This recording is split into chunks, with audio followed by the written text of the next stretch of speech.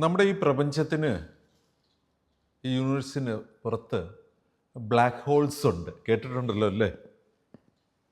ആ black holes high mass concentrated area ആണ്. അതിൻ്റെ പരിസരത്തേക്ക് എത്തിപ്പെട്ടാൽ പിന്നൊന്നിനും പുറത്തു പോകാൻ കഴിയില്ല എന്നൊക്കെയാണ് സയൻസ് സ്റ്റഡീസിൽ നമ്മൾ കാണുകയും കേൾക്കുകയും ചെയ്യുന്നത്. നമ്മൾ അന്വേഷിച്ച് ഏതൊക്കെ ബ്ലാക്ക് ഹോൾസ് കണ്ടെത്തിയിട്ടുണ്ടത്രേ.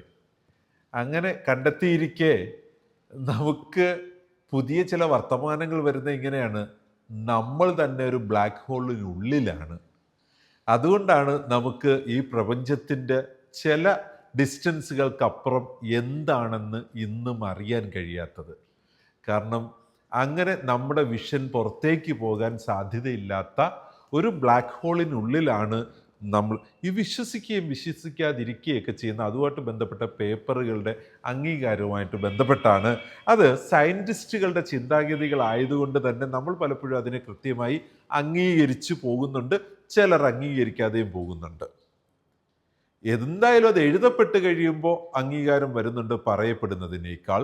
നമ്മുടെ ഹോസ്പിറ്റലിലും നമുക്ക് ചില റിട്ടേൺ ക്രൈറ്റീരിയാസ് ഉണ്ടാവണം. എന്തിനു വേണ്ടിയിട്ടാ? നമുക്ക് നമ്മുടെ ഹോസ്പിറ്റലിൽ ഒരു പോസ്റ്റ് അനസ്തേഷ്യ കെയർ യൂണിറ്റിൽ നിന്ന് ഒരാൾ പുറത്തേക്ക് പോകുന്നതിന് അദ്ദേഹത്തെ ഡിസ്ചാർജ് ചെയ്തോ ട്രാൻസ്ഫർ ചെയ്തോ നമ്മുടെ PACU നിന്ന് പോസ്റ്റ് അനസ്തേഷ്യ കെയർ യൂണിറ്റിൽ നിന്ന് പുറത്തേക്ക് അങ്ങനെ ഉണ്ടെങ്കിൽ, അതർവൈസ് ഏതാണോ നമ്മുടെ ഹോസ്പിറ്റലിൽ ഉപയോഗിക്കുന്ന പ്ലാറ്റ്ഫോം, അവിടെ നമുക്ക് നമ്മൾ ഡെവലപ്പ് ചെയ്ത് ഡോക്യുമെൻ്റ് ചെയ്യപ്പെട്ടിട്ടുള്ള ഒരു ക്രൈറ്റീരിയ ബേസ് ചെയ്തിട്ടായിരിക്കണം നമ്മുടെ ഓർഗനൈസേഷൻ അവരുടെ പാരാമീറ്റേഴ്സിനെ മോണിറ്റർ ചെയ്ത് ഡിസൈഡ് ചെയ്യേണ്ടത് എങ്ങനെയാണ് ഇവരെ ഡിസ്ചാർജ് ചെയ്യേണ്ടതെന്ന്.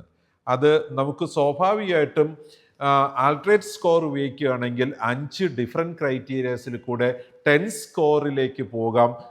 അപ്രോപ്രിയേറ്റ്നെസ് നമുക്ക് ചെക്ക് ചെയ്യാം. സോ നമ്മളുടെ ഈ ഒരു ഡിസ്ചാർജ് ആക്ടിവിറ്റി എപ്പോൾ ചെയ്യണം എന്നതിന് നോളജ്ഡ് ക്വാളിഫൈഡ് ഒരു ഇൻഡിവിജ്വൽ ആയിരിക്കണം ഈ ഒരു ക്രൈറ്റീരിയ അപ്ലൈ ചെയ്തിട്ടുള്ളത്. ആരെങ്കിലും ക്രിയേറ്റ് ചെയ്യരുത് എന്നാണ് ഈ ഒരു ഒബ്ജക്റ്റീവ് എലമെൻറ്റ് 12Gയിൽ നമ്മൾ കാണുന്നത്. നമുക്ക് മൊത്തം ഇതിൽ കമ്മിറ്റ്മെൻ്റ് ആണ്. ഇതൊരു കമ്മിറ്റ്മെൻ്റ് ഒബ്ജക്റ്റീവ് എലമെൻ്റ് ആണ്. ഗ്രേപ്സിൻ്റെ ഫങ്ഷനുകളിൽ കൂടെ കടന്നു പോകുക എന്നത് നിങ്ങൾക്ക് വളരെ ഈസി ആക്കി തരുന്ന പഠനവും കൂടെയാണിത്. കാരണം നിങ്ങൾ പലയിടത്തും കണ്ടിട്ടുള്ള പല ടേംസും ഇവിടെ ഈ ഒരു സ്റ്റാൻഡേർഡുകൾ ഡിസ്കസ് ചെയ്യുമ്പോൾ നമ്മൾ കാണുന്നുണ്ട്. പിന്നീട് ഗ്രേപ്സ് ഉപയോഗിക്കുമ്പോൾ ഇലക്ട്രോണിക് മെഡിക്കൽ റെക്കോർഡ്സിൻ്റെയും ഹോസ്പിറ്റൽ മാനേജ്മെൻറ്റ് സിസ്റ്റത്തിൻ്റെയും ആ ഒരു സംവിധാനങ്ങളിൽ നിങ്ങൾക്ക് പലയിടത്തും ഈ ടേംസ് കാണാൻ പറ്റും. COP കെയർ ഓഫ് പേഷ്യൻസ്, അതിൻ്റെ 12ാമത്തെ സ്റ്റാൻഡേർഡിൻ്റെ G objective element criteria are used to determine the appropriateness of discharge from observation or our recovery area. Normally we can call PACU post anesthesia care unit COP, care of patient 12G.